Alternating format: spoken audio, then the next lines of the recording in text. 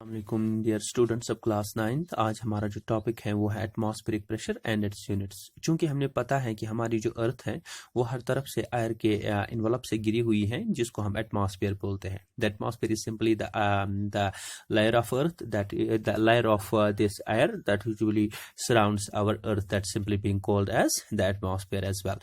चूंकि एटमॉस्फेयर में बहुत सारे गैसेस होते हैं जिनके बहुत सारे पार्टिकल्स होते हैं, और जो particles when they collide with each other, चूंकि एक दूसरे से टकराते हैं और कभी जमीन से भी टकराते हैं, with the result of that we can simply say and this collision of these particles between themselves, and also when they hit or collide with the surface of earth, they usually exerts a kind of pressure that's called as atmospheric pressure।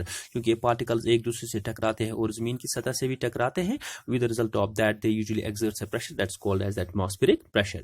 चूंकि यहाँ पे हमने देखा, as we know that the air covers the surface of the earth is called as atmosphere, and it contains the different types of the particles, this air, when they collide with each other and also with the surface of the earth, they exert a pressure known as atmospheric pressure as well। यहाँ पे हम इस अर्थ पे आएंगे। यहाँ पे हमारी अर्थ है और इस अर्थ के बाहर से ये जो इस लायर से लेकर इस लायर तक हमारा जो गैप है ये हमारा एटमॉस्फेयर कहलाएगा। क्योंकि इस एटमॉस्फेयर में बहुत सारे पार्टिकल्स हैं, गैसेस के, different types of gases with their particles are present. क्योंकि जमीन की जो ग्रेविटी है वो इस एटमॉस्फेयर को अपनी तरफ खींच लेते हैं। यहाँ पे हम देख रहे हैं इसको अपनी तरफ खींच रही है। With the result of that these particles usually collide present within that surface, they usually collide with each other and also collide with the surface of the earth and creating a pressure that's called as the atmospheric pressure as well। So atmospheric pressure यहाँ पे create हो जाएगा। तो this atmospheric pressure is also been called as the barometric pressure. इसका अलग सा नाम है, एक और नाम है, that's called as the barometric pressure. This is simply the pressure within the atmosphere of earth. इसको हम फिर से बोलेंगे कि atmospheric pressure within the surface of earth, that is surface of earth जो है। इसके अलावा आगे जो लेकर ये इसके इर्द गिर्द जितना भी माहौल है वो सिंपली एटमॉस्फेरिक प्रेशर क्रिएट करता है। It's also been called as the barometric pressure as well.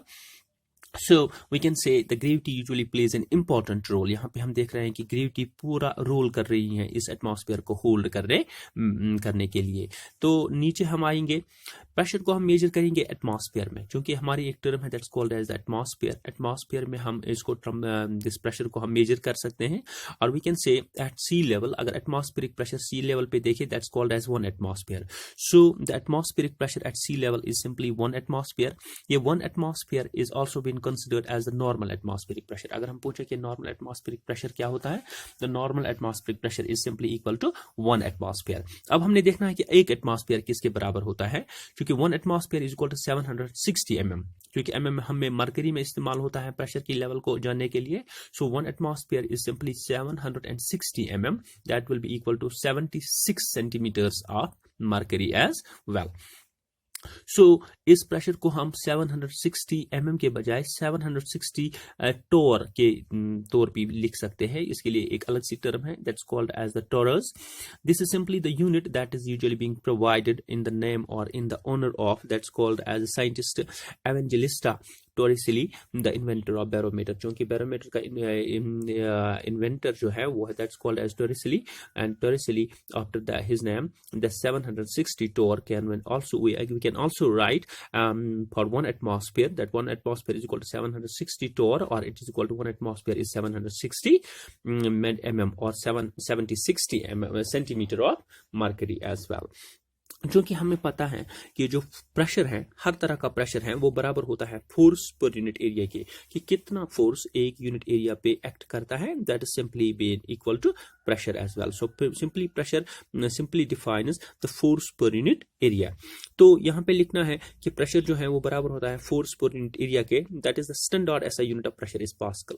अगर हम एसआई यूनिट की बात करें, the system of international units में प्रेशर को हम एसआई यूनिट जो है प्रेशर के लिए वो है हमारा pascal. This pascal is equal to 1 newton per square metre. क्योंकि 1 pascal is equal to 1 newton per square metre, because pressure is equal to force per unit area. Force के लिए हमने लिखा 1 न्यूटन एंड एरिया के लिए हमने लिखा metre square, that's called as the square meter। So 1 Pascal is equal to 1 Newton per meter square, that per square meter. Also we can use PSI. यहाँ पे एक और टर्म हमारी आ गई, that's called as PSI, that's called as the pounds per square inch. ये इसके लिए भी हम ऐसा यूनिट आप लेकिन जो स्टैंडर्ड ऐसा यूनिट है हमारा प्रेशर का वो है पास्कल. इसके अलावा हम PSI भी इस्तेमाल कर सकते हैं, that's called as the pounds per square inch for measuring pressure. For example, अगर हम अमेरिका जाए, अमेरिका में देखें तो वहां पे जो एटमॉस्फेरिक प्रेशर है सी लेवल पे, that is equal to 14.7 psi, that's pounds per square inch. 14.7 psi किसके बराबर होगा? वो बराबर होगा 101.3 किलो पास्कल्स. अगर हम इसको और दिस पास्कल्स में से ये तो किलो पास्कल हो गया, अब हम पास्कल्स में से इसको छांटने की कोशिश करेंगे, that will be equal to 101,300 newton per square metre. और ये हो गया अमेरिका का पूरा atmospheric pressure, that's 14.7 psi, that's pounds per square inch, that is equal will be equal to 101.3 kilopascal, or it will be equal to 101,300 newton per square meter. अब हमने देखना है, यहाँ पर हमने बहुत सारी 1-2-3 एक्टिविटीज़ की है. इन एक्टिविटीज़ की मदद से हमने पता चलना है कि प्रेजेंस ऑफ एटमॉस्फेरिक प्रेशर क्या होता है या नहीं होता है, वो हम देख पाएंगे. यहाँ पे हमने एक टेबल ले लिया, that's called as a table of 1 metre square. यहाँ से भी 1 मीटर होगा, यहाँ से भी 1 मीटर, यहाँ से भी 1 मीटर और यहाँ से भी 1 मीटर होगा. अगर हम देखेंगे इस टेबल पे एटमॉस्फेरिक प्रेशर है वो बराबर होगा 101,100,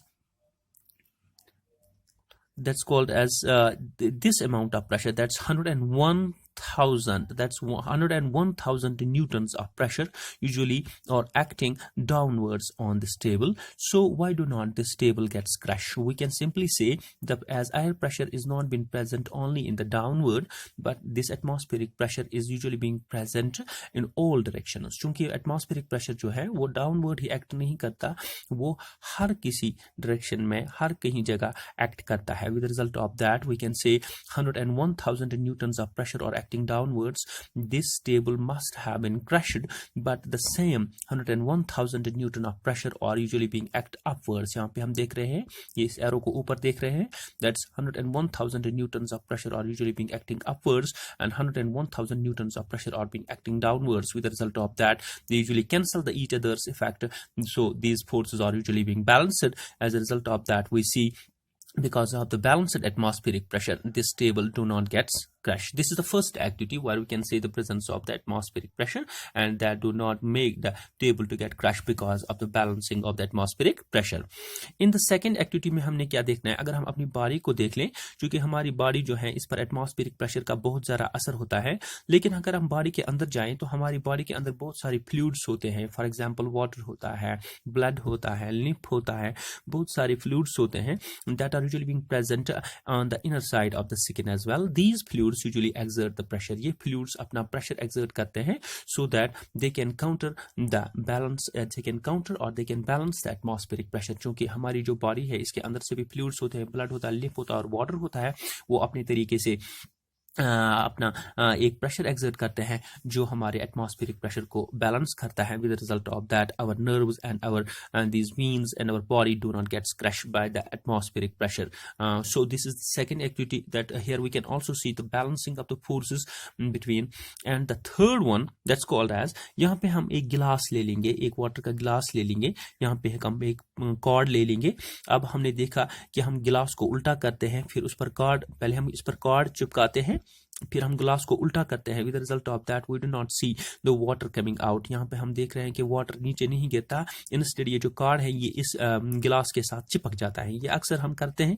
इसके लिए इसके पीछे क्या एक्सप्लेनेशन है, यहाँ पे हमने देखा चूंकि एटमॉस्फेरिक प्रेशर जो है हर तरफ से इस पे एक्ट करता है, यहाँ नीचे से भी इस पे एक्ट करता है और ऊपर से भी एक्ट करता है. लेकिन अगर हम देखें ये जो शीशे का गिलास है, यहाँ पर हमारा जो होता है वैक्यूम होता है. अगर हम गिलास को नीचे से देखें तो वहां पर पानी नहीं जाता, वहां पे एक वैक्यूम क्रिएट होता है जहाँ पे एयर नहीं होता. सो एटमॉस्फेरिक प्रेशर जो है वो इस कॉर्ड पे अप्लाई करता है. This cord simply makes a thin film with water between the water and that of the air in the room. जो एयर रूम में होता है उसके दरमियान और जो वाटर गिलास के अंदर होता है, इन दोनों के दरमियान, that means the air within the room and the glass inside the water is usually being created by a rigid membrane by this cord. ये cord एक rigid membrane बनाता है जो air room में होता है और जो water गिलास के अंदर होता है, इन दोनों के दरमियान एक rigid membrane बनाता है ये cord. With the result of that, the atmospheric pressure that's usually being acting on this cord usually holds the weight of the water, but the atmospheric pressure that usually acts on the top of the glass towards the downward, that usually being acting on the outside of the glass, and it is usually being prevented by this vacuum, and it does not reach to the water. So with the result of that, this atmospheric pressure is usually being effective that holds the glass of the water, but this atmospheric pressure is acting on the outer surface of the glass, not inside the water as well. So we can say simply this cord holds the water and it does not fall.